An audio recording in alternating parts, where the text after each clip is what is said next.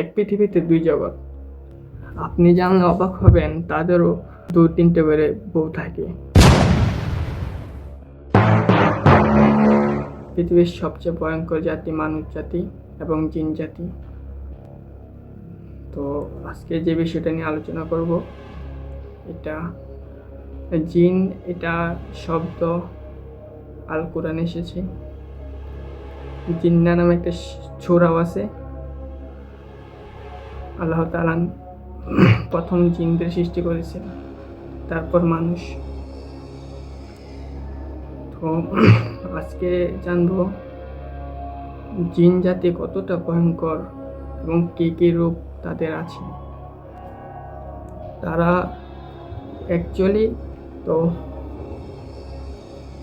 আজ আমরা জানবো জিনের মধ্যে ধর্ম নিয়ে কি কি ধর্ম আছে। এটাও একটা প্রশ্ন। তাদের মধ্যে ইসলাম ধর্ম, খ্রিস্টান, হিন্দু, বৌদ্ধ, এই 4টা জিনিস আছে। কিন্তু নিকৃষ্ট যাদের ধর্ম নাই তারাও আছে এই জাতির মধ্যে। জিনেরা কি মানুষদেরকে বিনা কারণে ক্ষতি করে? হ্যাঁ, এটাও একটা প্রশ্ন। জিনেরা কখনোই বিনা কারণে মানুষদেরকে ক্ষতি করে না।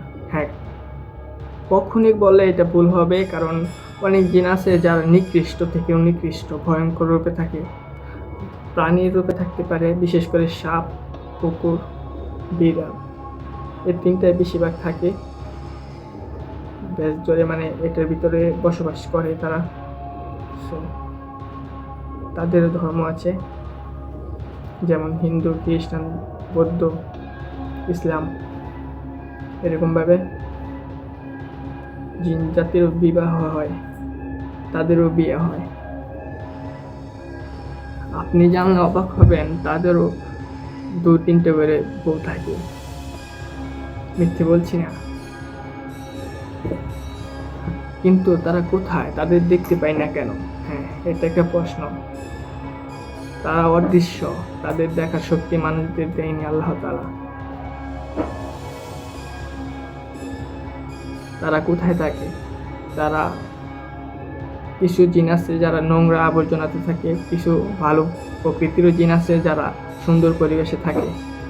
অনেক পরিবেশের মধ্যে অনেক ব্যাসও ধরতে পারে, ছদ্মবেশও ধরতে পারে, যেমন বিড়ালের, কুকুরের, তারপর মানুষেরও ধরতে পারে।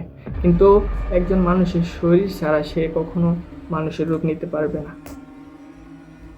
এই শক্তি তার নেই। সো তাদের মধ্যে কি কি ধর্ম আছে? তাদের মধ্যে প্রথম আছে ইসলাম, খ্রিস্টান, তারপর হিন্দু, বৌদ্ধ। জিন জাতি কত বছর বাঁচে? জিন জাতি বাঁচে কেউ 1000 বছর বাঁচে, আর কেউ কম বছর বাঁচে। যেরকম সাপের বেশ ধরে অনেকের বাচ্চা আছে, বাচ্চাগুলা সাপের বেশ ধরে, বিড়ালের বেশ ধরে অনেক মানুষ আছে অত্যাচার করে মেরে ফেলে, যেরকম কারণে বয়সের আগে মরে যায়। তাদের এরকমই চলাফেরা, কিন্তু আমরা দেখতে পাই না তাদেরকে। অ্যাকচুয়ালি আমাদের এই শক্তি দেওয়া হয়নি যে তাদেরকে দেখবো। তারা থাকে অদৃশ্য। তাদেরও একটা এই জগৎ আছে, আমাদেরও একটা জগৎ আছে। পৃথিবীর ভিতরেই, এক পৃথিবীতে দুই জগৎ।